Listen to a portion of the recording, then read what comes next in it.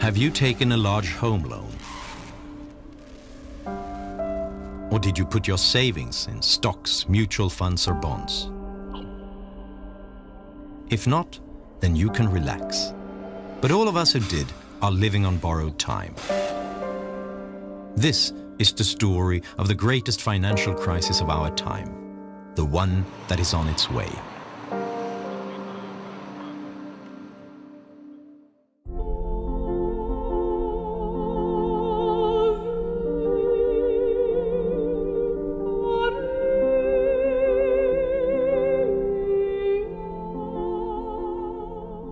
They spent hundreds of billions of dollars to show that they were doing something, but not properly designed and not as effective as it should have been.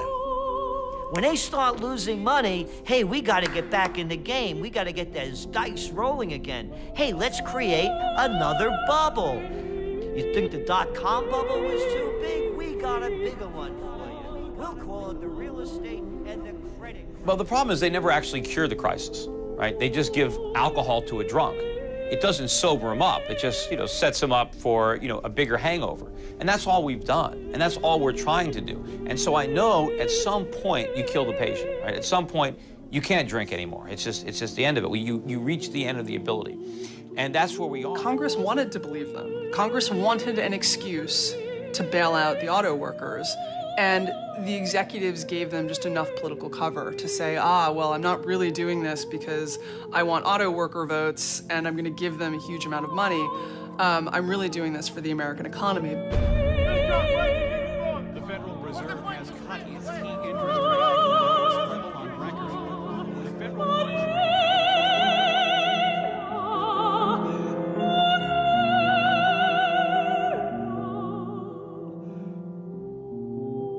So the solution is the problem. That's why we had a problem in the first place. And this is the danger in protecting investors and consumers from the consequences of their own decisions.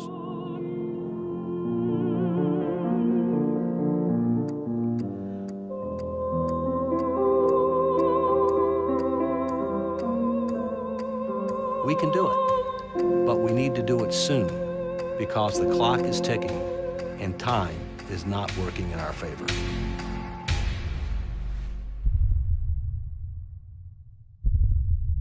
I know many Americans have questions tonight.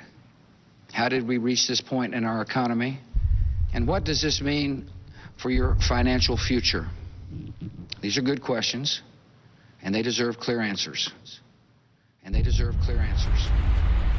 First, how did our economy reach this point? They took down the symbols, the financial symbols of America, the twin towers of the world trade. Today, we've had a national tragedy. 2 airplanes have crashed into the World Trade Center.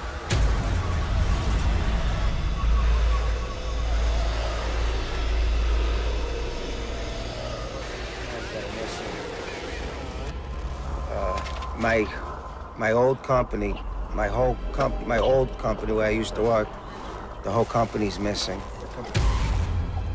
The story of the great financial crisis begins, just like many of the stories of our era, in the United States on September 11th, 2001. The terrorists knew exactly what they were doing, striking at the ultimate symbol of the global economy. And they did it when the US was already slumping into a recession after the dot-com bubble had burst. Despite the tragic events of September the 11th, the foundations of our free society remain sound, and I am confident that we will recover and prosper as we have in the past.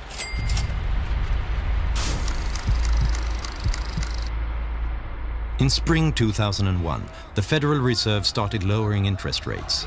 And now it continued lowering rates to save companies on the brink and to keep unemployment down. During 2001, the interest rate was lowered from 6.5 to 1.75%. In 2003, it was cut all the way to 1%, and it remained there for a full year.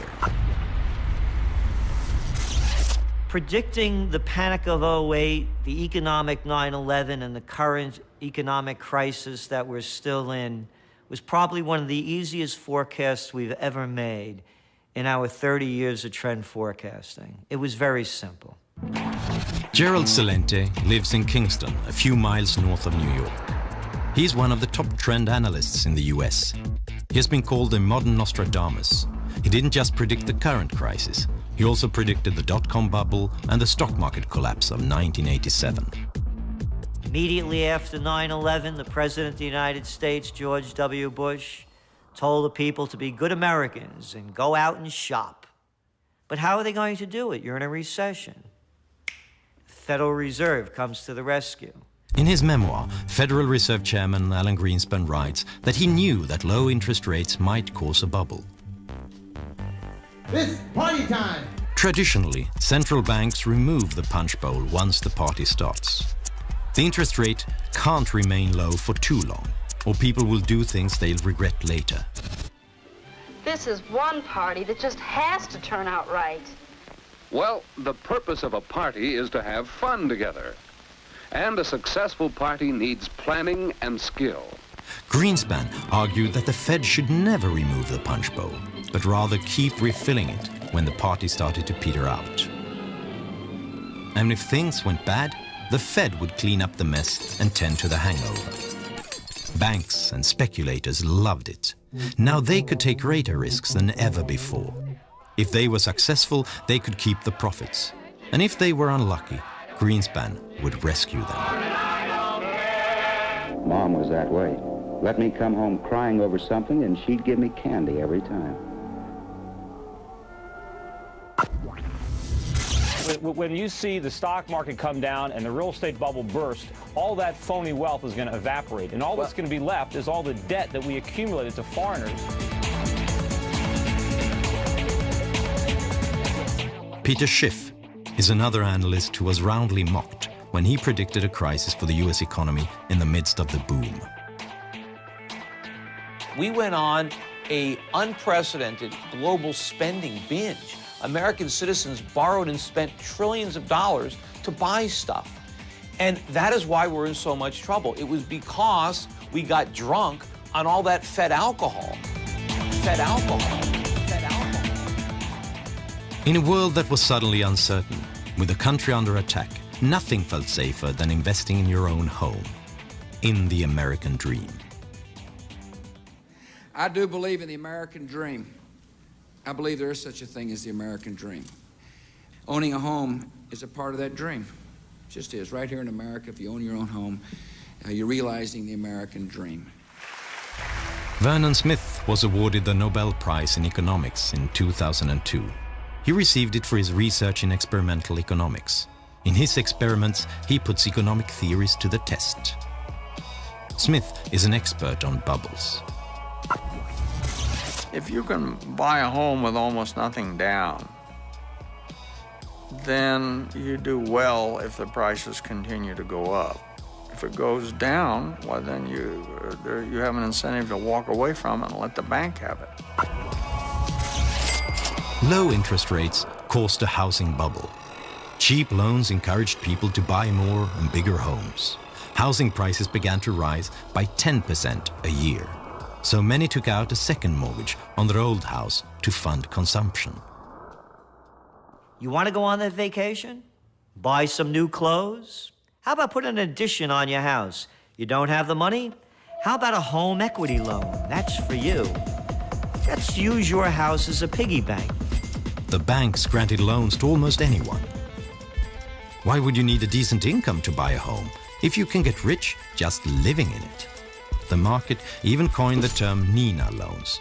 No income, no assets, no problem. You'll get a loan anyway. The legislation was more aggressively pushing lenders to lend to people of modest means, people whose incomes were 80% of the median income or below.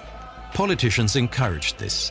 For a long time, both the left and the right have been encouraging home ownership. So they've created deductions, subsidies, and insurances.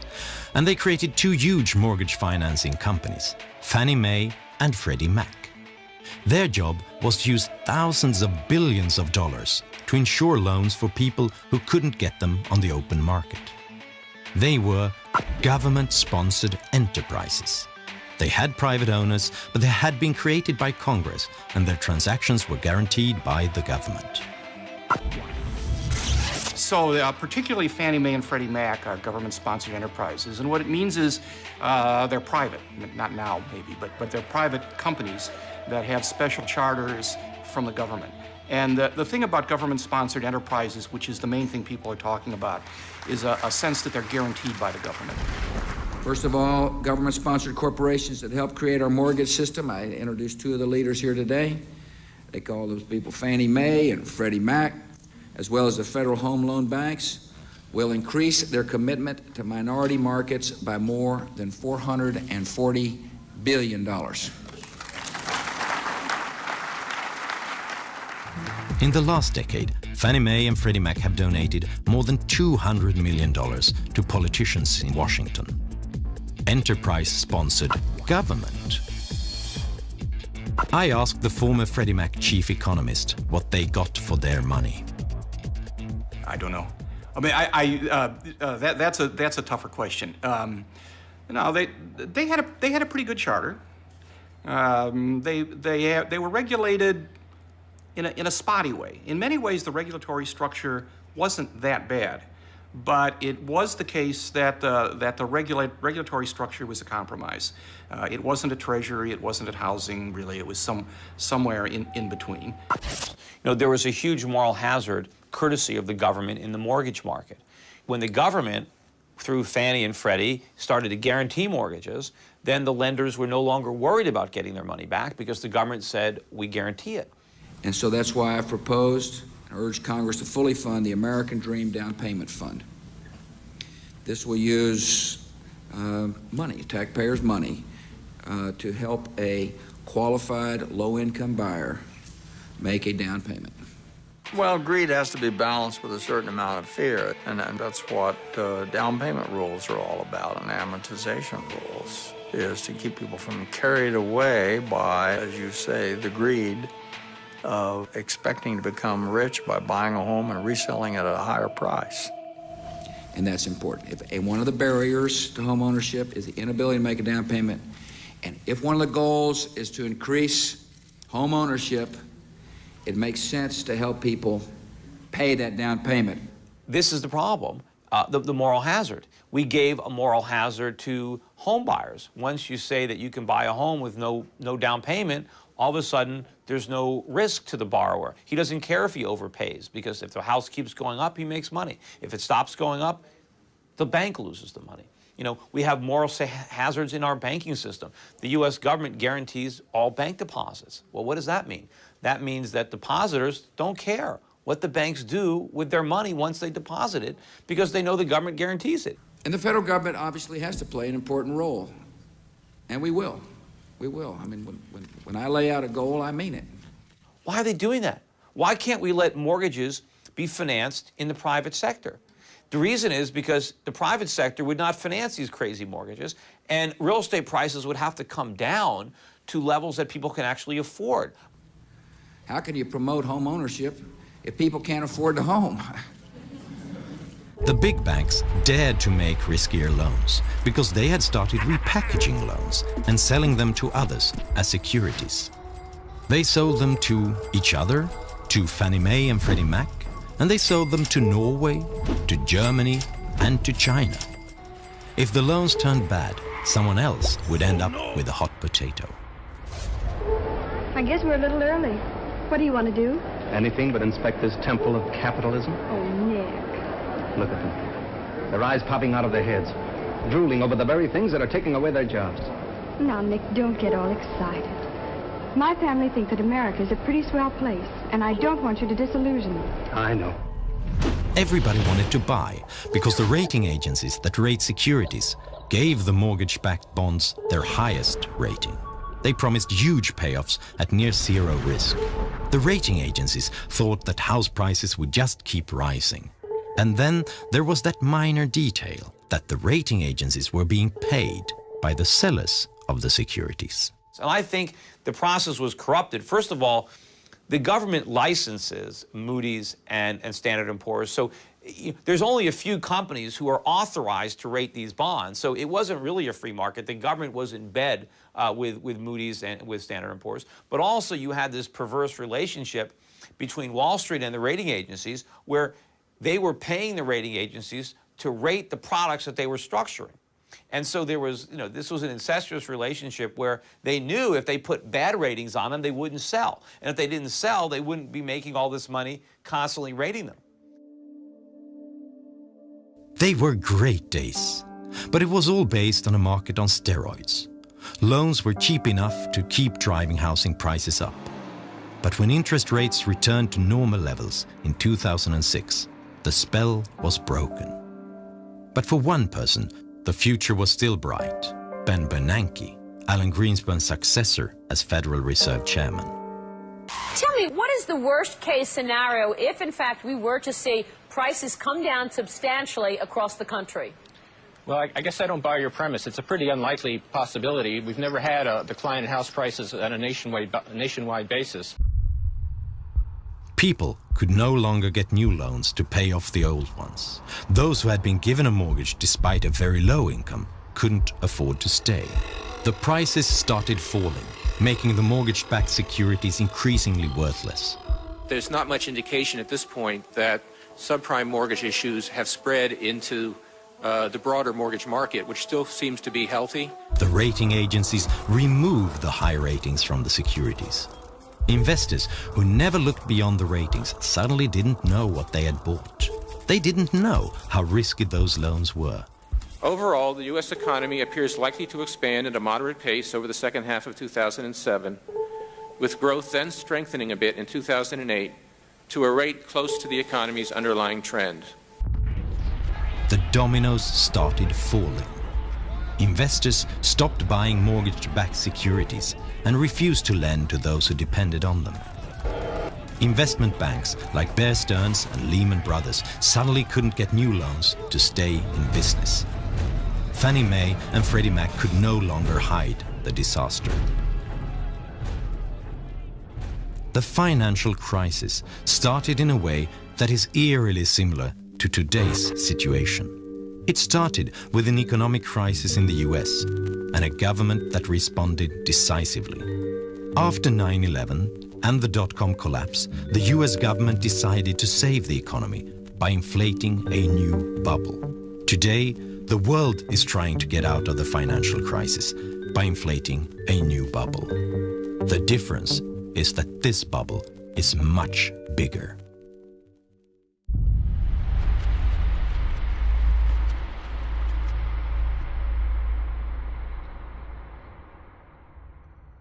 After they did the dot-com bubble, and that burst, and they reinflated it with the real estate and credit crisis bubble, and then when that burst, now they've created the bubble of all bubbles. And it's not only the United States, this is a global bubble. They're all into it. It's called the bailout bubble. Hey, the economy's going down, recession's setting in, sales don't look good, exports soft, need more money?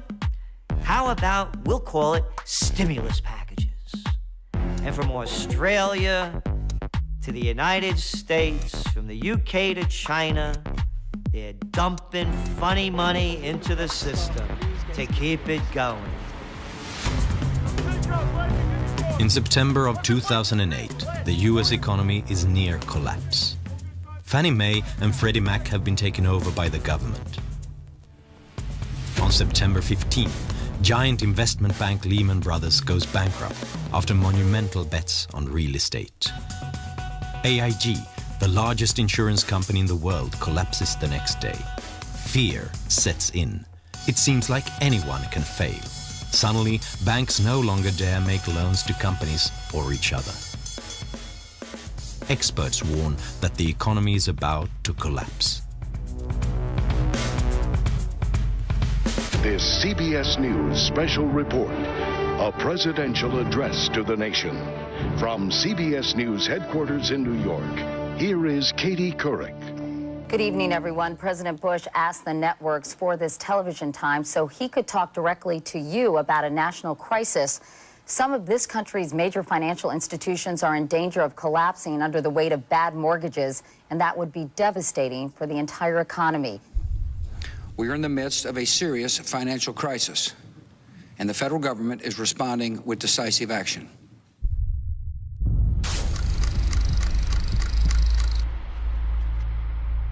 In a televised speech, Bush scares the market even more, while still claiming that they can trust him. He has a solution. Under our proposal, the federal government would put up to $700 billion taxpayer dollars on the line to purchase troubled assets that are clogging the financial system.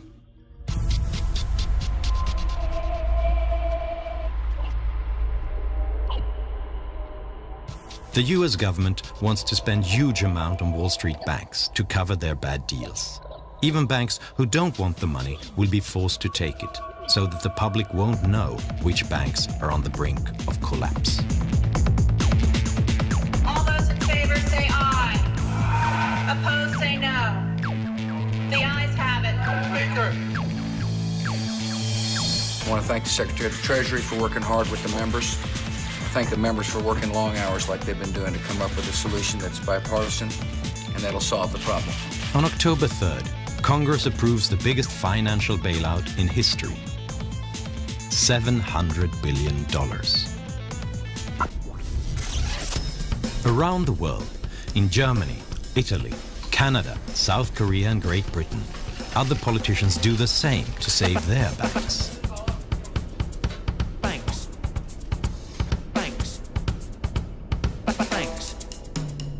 We've taken the right, the decisive and the tough decision that was necessary to protect the stability of the financial system and to protect the depositors. David Walker was US Comptroller General from 1998 to 2008. He quit because he was so worried about the US economy that he wanted to have the freedom to warn about what may happen. In my view, the bailout was necessary in certain regards, but in many cases, we wasted a lot of money because we didn't do three things. First, have clearly defined objectives about what we were trying to achieve. Secondly, have criteria established up front as to who would get the money and who wouldn't get the money. And number three, have conditions established up front as to what they could and couldn't do with the money. And as a result of not having those three things, some people got the money that didn't deserve it. Other people got the money that didn't make good use of it. And as a result, we had a lot of waste with regard to taxpayer money. What would it mean if the domestic industry were allowed to fail? You heard Senator Stabenow, so I won't repeat other than to say... As a result of the crisis, the situation for the US auto industry became critical. On November 19th, their CEOs fly to Washington to demand money. The executives came out and they said, if you don't do this, we are going to see a jobs holocaust. They issued extremely high estimates of how many jobs would be lost that included counting every single company that supplies them with anything. That's why this is all about a lot more than just Detroit. It's about saving the U.S. economy from a catastrophic collapse. A month later, President Bush gives billions of dollars to General Motors and Chrysler. The money comes from the bailout package that was really only designed to save the financial industry. Now some U.S. auto executives say that their companies are nearing collapse, and that the only way they can buy time to restructure is with help from the federal government. Megan McArdle is a financial analyst for The Atlantic and has written extensively about the problems of the U.S. auto industry. Congress wanted an excuse to bail out the auto workers, and the executives gave them just enough political cover to say, well, I'm not really doing this because I want auto worker votes and I'm going to give them a huge amount of money. I'm really doing this for the American economy. But if you look at how much money we gave them, I mean, you're talking about almost $100 billion is how much we will end up spending on this. You know, even if you were saving millions of jobs, it would have been cheaper to give every single one of those people $100,000 to go out and, find a new job. The big guys on Wall Street, they can't take their losses. They're crybaby capitalists. Oh, they preach capitalism for everybody but themselves.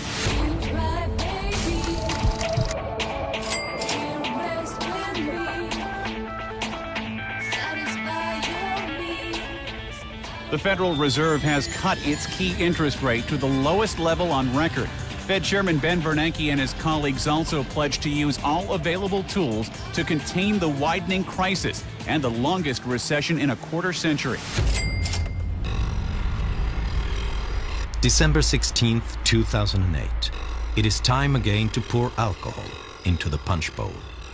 The Federal Reserve reduces interest rates to practically zero to restore investor confidence. Other central banks do the same. Hey, have no credit? Don't worry about it. Just sign on a dotted line.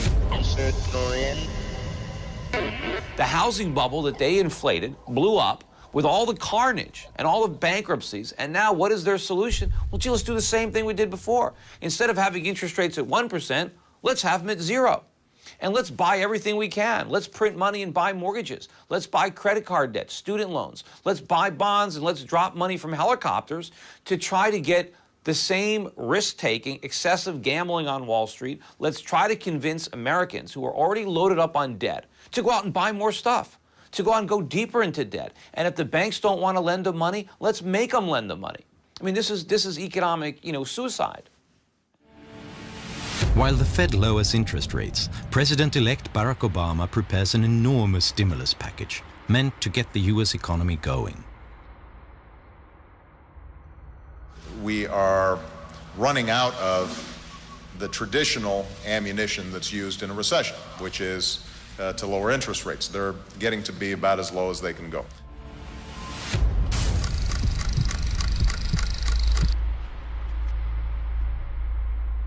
The American Recovery and Reinvestment Act that I will sign today, a plan that meets the principles I laid out in January, is the most sweeping economic recovery package in our history.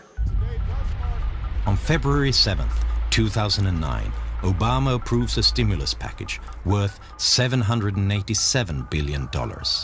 With the Bush stimulus package from the year before, U.S. politicians have now spent close to $1 trillion to stimulate the U.S. economy. The money is spent on roads, airports, education, unemployment, and other benefits. There's a bureaucracy in everywhere. And, in Italy, they used to say where I'm from, when you have a jar of honey, you lick your fingers.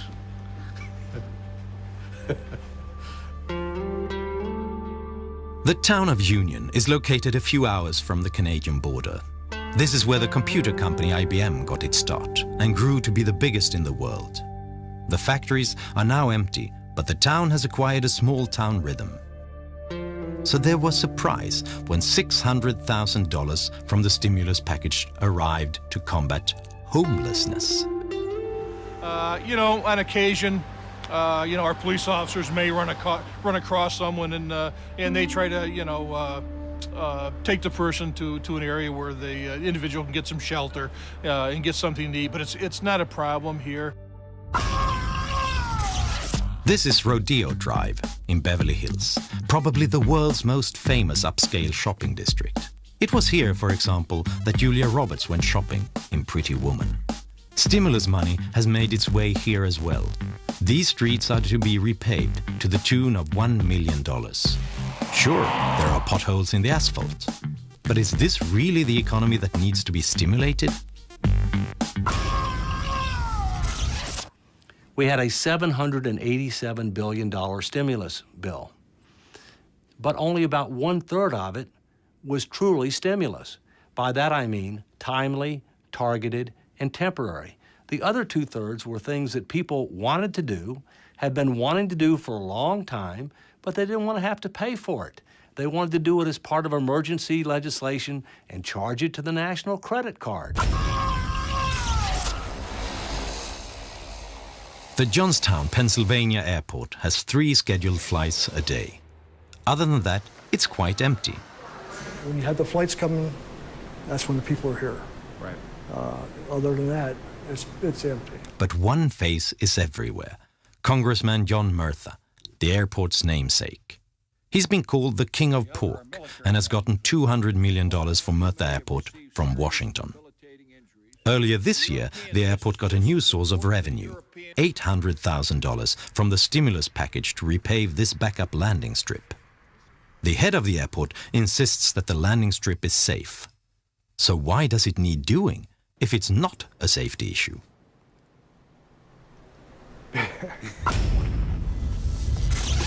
Because of the steps we've taken, this plant is about to shift into high gear. One of the biggest stimulus programs was aimed at the auto industry, cash for clunkers. Turn in your old car and get cash toward a new one from the government. It was so popular that its $1 billion budget ran out in a week, so more money was quickly injected. Many countries offered similar programs. Germany had the biggest one and handed out almost $7 billion to those who scrapped any car more than 9 years old while buying a new one. Our government seemed to think that German auto industry is so important, we have to support it in some ways, and therefore they created this bonus. They didn't call it a scrapping bonus because I think they knew just how ridiculous that was, so they called it an environment bonus. Karen Horn is a doctor of economics at the German Economics Institute. And of course, people took advantage of that. It worked. As long as it was on, the program worked, but now it's out, it's over, and of course numbers are dropping. People are feeling that they ran into additional debt due to that bonus that they wanted to take advantage of, and they're having problems they didn't anticipate. So Germany spent almost $7 billion to scrap fully functioning cars and to maintain excessive auto factory output. Once the program ended, the industry was right back in the doldrums. I was just very surprised that people would accept the idea so readily. That they would accept the money is something else, who wouldn't, but that they would find this a solution that they deemed viable. It doesn't give me a very good impression of the rationality of the voter and taxpayer, I must say. And that's where we are. I think at this point, the problem is now so big that government stimulus is not going to, buy us another 5 or 6 years of phony growth like it did last time, because we have to accumulate so much more debt now. Because the bigger the problem gets, the more we have to stimulate to get that short-term boost. But now the bigger the bust, because now we have a bigger stimulus, to get out of the economy. About a year after the worst economic crisis in modern history, Lehman Brothers is gone. But apart from that, Wall Street looks much the same. Many banks are reporting record profits. The world's stock markets have skyrocketed. The market is finally breathing a sigh of relief. But isn't it somewhat uncomfortable? Haven't we been here before? All the measures that we have taken to save the economy, the low interest rates, the massive debt, the safety net for the financial industry, these are the very things that led us into a crisis in the first place.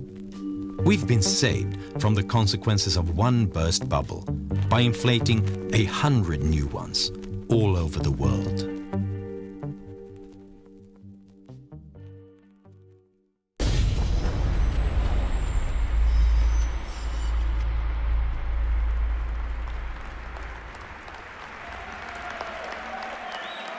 One year ago, I took office amid 2 wars, an economy rocked by a severe recession, a financial system on the verge of collapse, and a government deeply in debt. Experts from across the political spectrum warned that if we did not act, we might face a second depression. So we acted, immediately and aggressively. And 1 year later, the worst of the storm has passed. Viens avec moi à l'hôtel d'amour. L'amour est partout. L'amour est pur et libre. Réalisez tes rêves à l'hôtel d'amour.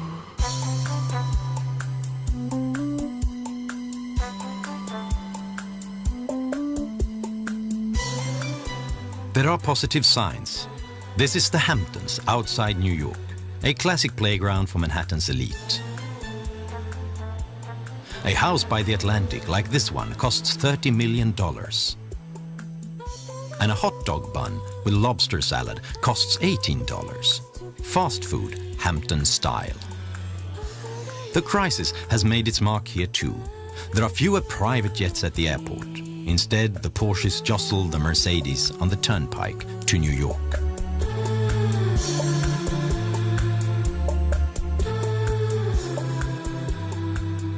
New York City, Washington, D.C., and Los Angeles, California don't represent the real world. They also don't represent the real part of America, the so-called Main Street of America. My tax money go to Beverly Hills. Well, there's a lot of money in Beverly Hills. I don't think they needed my money down there. But that's a different world. That's not a reality, you know, than that. If you ever visit Union and need a haircut, you may well end up at Frank Petrilli's barbershop.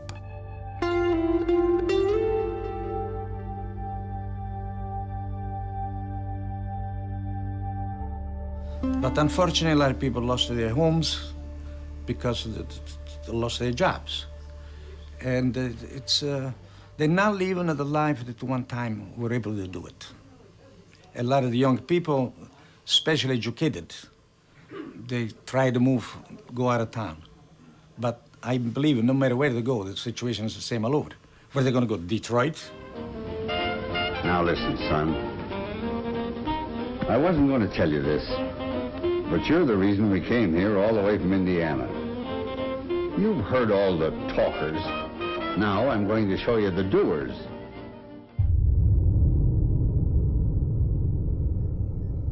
The US government has launched bailouts, stimulus packages and guarantees to the tune of $10,000 billion. Caught myself wondering for the 100th time how the hell I got here. What the hell I'm doing here. That's more than the total cost to the US government for World War I, World War II, the Korean War, the Vietnam War, the invasion of Iraq, the New Deal, the Marshall Plan, and the moon landing. Bush almost racked up more US debt than all presidents before him combined, from George Washington to Bill Clinton. And Obama is almost creating greater debt than all presidents before him, including George W. Bush. But it's not just the US that's increasingly looking like a house of cards. During the crisis, many governments went deeply into debt. Estimates say that the average debt in the richest nations will exceed 100% by the year 2011. These are loans taken at currently low interest rates. Should the interest rate rise by 1%, the US interest payments will rise by $100 billion per year. That's more than the annual cost for the Vietnam War. Sometimes it's just an engine failure, other times it's the deadly flak. If the pilot's lucky, the flak kills him. But usually he isn't, and he burns to death as his plane spins in. It sounds absurd to even think that the United States, the world's economic superpower, might crash. After all, they get the highest ratings from the credit rating agencies. One of the lessons that we must learn from the mortgage-related subprime is you have to take credit ratings with a big grain of salt.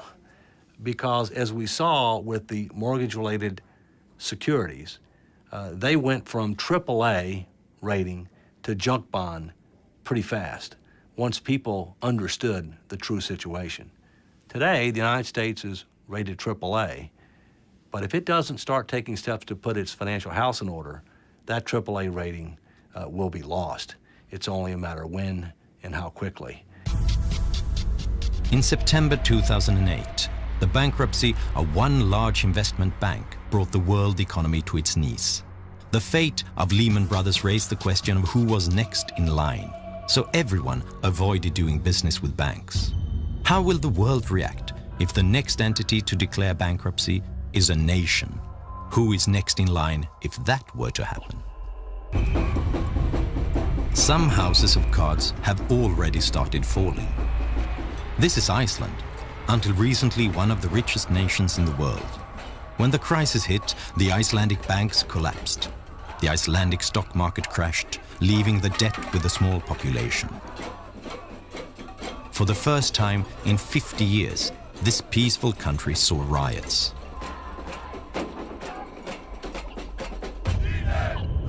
This is Greece. Here, deficits have hit a record high. The national debt is approaching 135% of GDP. The market wants higher interest rates for Greek loans, increasing the pressure on its strained economy.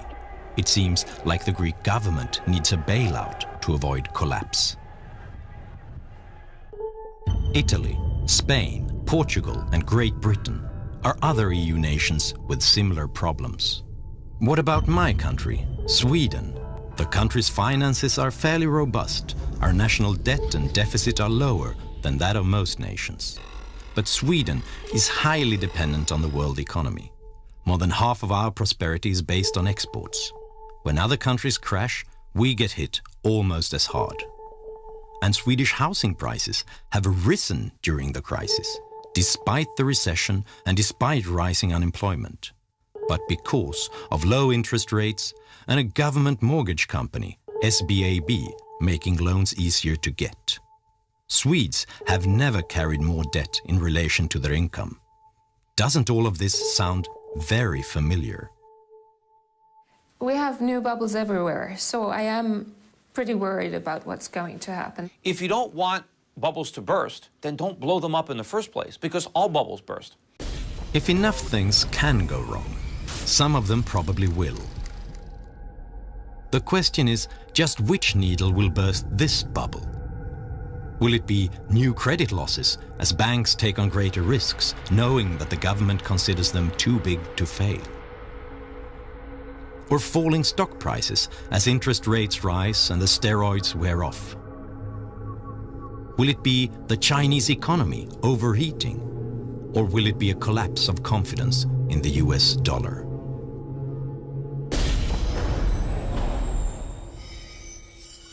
If we lose the confidence of our foreign lenders, and we must not allow that to happen, but if that were to happen, then there would be a dramatic decline in the dollar, a dramatic increase in interest rates, significant fueling of inflation, a very, very deep recession and possibly depression that would be felt around the world.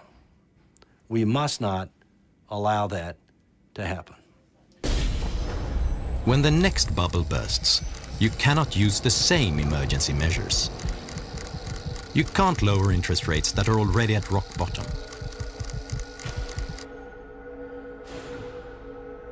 You can't stimulate the economy with borrowed money if an excessive national debt is the cause of the crisis. The governments could save the banks, but who can save the governments? Ultimately, there's going to be a price all around the world to be paid for this. And the longer it continues, the bigger that price is going to be. You know, this really is a moral question. I mean, I can give you plenty of big and bad numbers. You know, when you talk about tens of trillions of dollars, it's just hard to imagine. But you have to put a face on it. And to me, I put my children's and my grandchildren's face on it. It's their future that we're mortgaging. When we tell people that there's going to be a bailout bubble, and they see the world equity markets up 50, 60%, they don't want to believe that it's another bubble. They want to step right up back to that table and throw their dice and try to win their hand at the wheel of fortune that Wall Street's spinning. So people still don't want to believe that the worst is yet to come.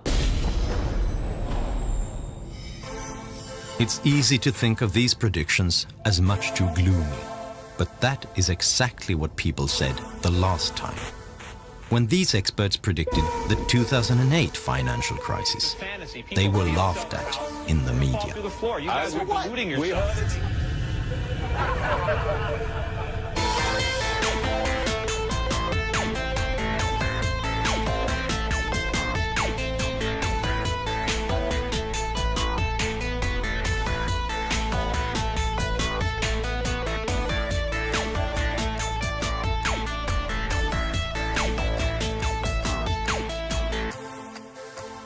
We can do it, but we need to do it soon.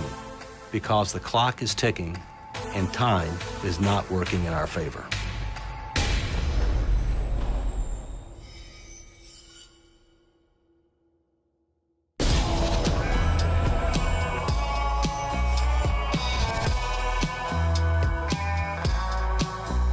Some of the townsfolk said he was dumb as dirt, but it didn't bother him none. He had a steely look in his eyes that told a different story. He didn't pay no mind. He was a pioneer through and through, and his mind was as wide open as that prairie he'd left behind. His only weaknesses were women and firewater.